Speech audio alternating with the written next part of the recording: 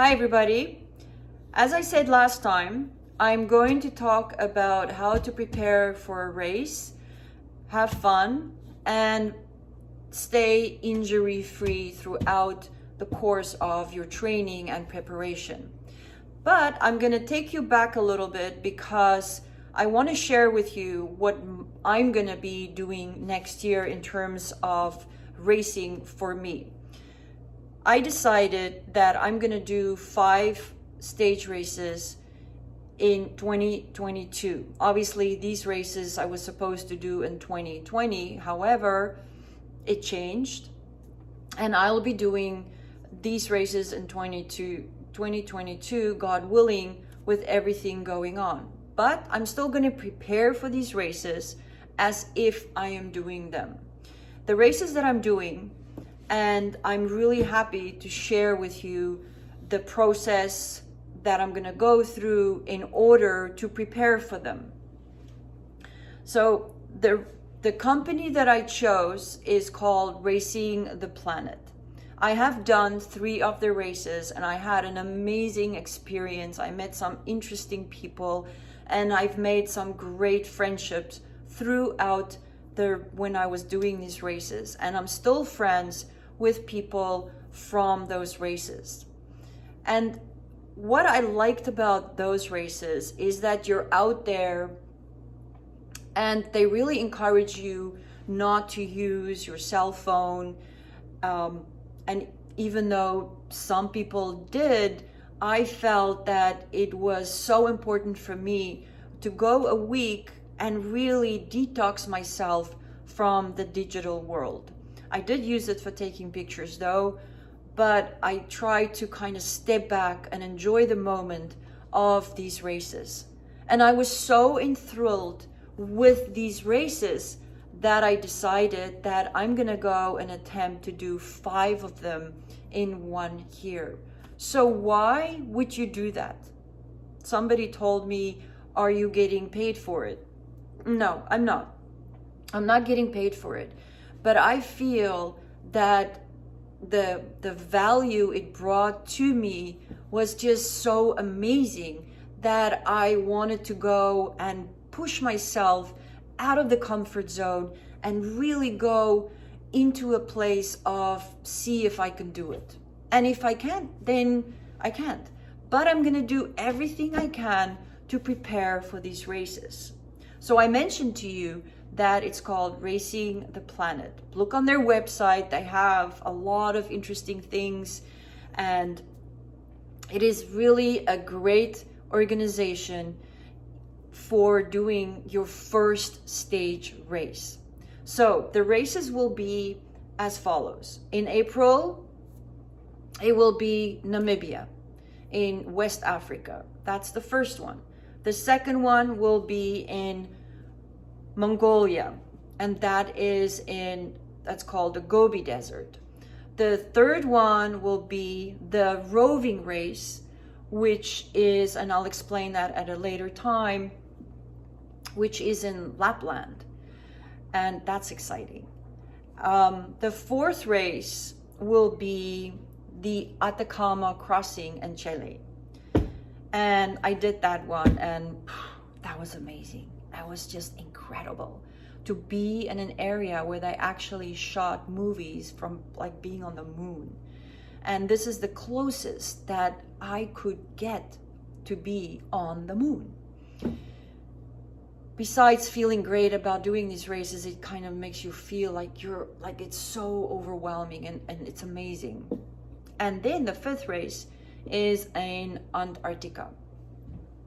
So I'm going to attempt these races. There's about 4 to 6 weeks between each of them. And you'll ask me like, wow, how are you gonna able to do that? I said, well, good planning is very important. Now, the planning that I'm gonna do, you can apply to anything that you are doing. I know a lot of people are planning to do a lot of races next year. So if your races is 4 to 6 weeks to 8 weeks apart, you almost have to do a lot of your preparation prior to your first race. because after your first race, you kind of have to recover and you can't go crazy because then you're almost jumping into your next race, right? And I am very excited that I'm putting up episodes regarding my preparation, and I also hope that this can help anybody to be able to do a race like this, because I came from an Ironman background, doing different training, going into a stage race that I had very little knowledge about. But the one thing I did have as a coach is I know how to change my training for a race that I'm going to do. Now, let's see specifically Racing the Planet. There's a lot of information that one needs to know, and it's like, oh my God, it's so much information. So first, I would recommend for you to go on the website and get all the information that you can regarding the race that you're going to do, whether it's Namibia or the Atacama Crossing. Antarctica, you are not able to do unless you've done 2 of the other races. So that's something to look forward to. So if you're doing, say for instance, you choose Namibia. Namibia is absolutely beautiful. That's one of the races that I've done. And it was just incredible. The first day when we were checking in our equipment, I had a conversation with the founder of Racing the Planet, Mary Gaddams. And, you know, she was standing around there and I didn't even know who she was. And she just saw that I was completely out of place, and I just was like, there's so much. She came over to me and she was talking to me, and I felt so calm, and I felt like, okay, this is amazing. And she said something to me that really, really made a shift in me as a person, because on one hand, I was looking for something doing that race because of the country it was in. It had something to do with my father. And she said something to you. One thing that you have in a race like this is you become one with the earth. And I'm like, what, do I have to go roll in it a little bit and stuff like that? And, you know, I took it in, but I didn't really process it. And as the week went by and I saw all these incredible things, the landscape, the seals, the jackal, and it was, these things were just incredible, being like in the middle of nowhere. Like you're literally in the middle of nowhere, and you have these beautiful dunes that are just mesmerizing. And the experience was just so uplifting that I was like, I am capable of doing anything. Like, I can do this. And if you question yourself about, I can't do that, it's so hard, it's so expensive. I sometimes sign up for races and I don't have the equipment because I can't afford it. And that's what happened when I did my first Ironman in South Africa. I didn't have a bike, I borrowed a bike. I didn't have a canoe, I borrowed a canoe. But I believed in the fact that I will get there, but I can't stop doing the training. So, and that's what I did with Namibia. It is pricey, but it's just, you can't put a price on something like that. You can't. It just brought just so much to me. So how did I prepare for that race? I brought quite a few people into my life to support me and to understand what I expect of them and what I will probably go through. And a lot of them I didn't even know I went through.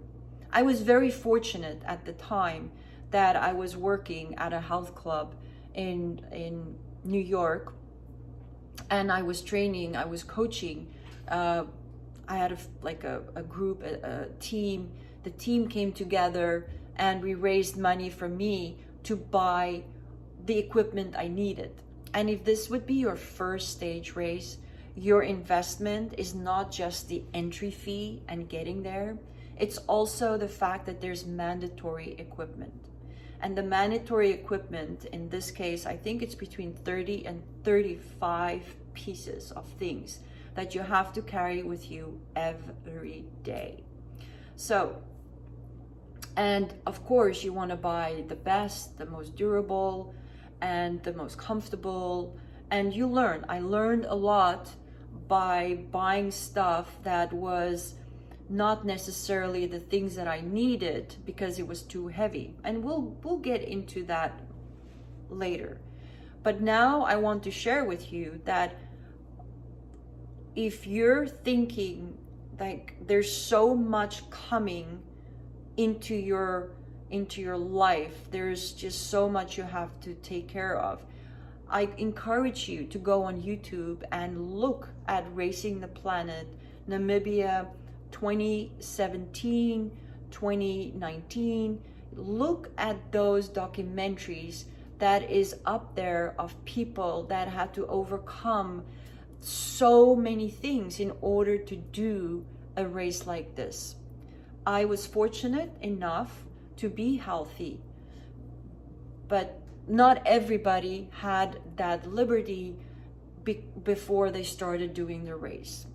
What I love about these races is that people come together from all places in the world, and what they do is that they each have a charity that they're supporting, and they're raising money, and they want to do good, and we want to do good in the communities that we are racing in, because they're opening up places to us that people are not allowed. They're not allowed. They weren't allowed in certain areas in Namibia. And it was so amazing because we had this guy, he was like this wild man, and he was driving this truck, and he literally lives in it. And he was, there's this project in Namibia, it's with the lions, and he watches them, he lives with them. And he's like, one day, actually the first day we started the race, we had to run 3 kilometers extra because the pride was, we were not allowed to go into their space. Isn't that amazing? It's like finally they get their space and we're not pushing them out of their space. But this guy came to talk to us, and he was like, I'm mesmerized. And I bought his book. Okay, yeah, I'm a softie. I bought his book. He's amazing. He's just unbelievable. And to have somebody like that come and talk to you while you were doing this race, it's just priceless. It's priceless.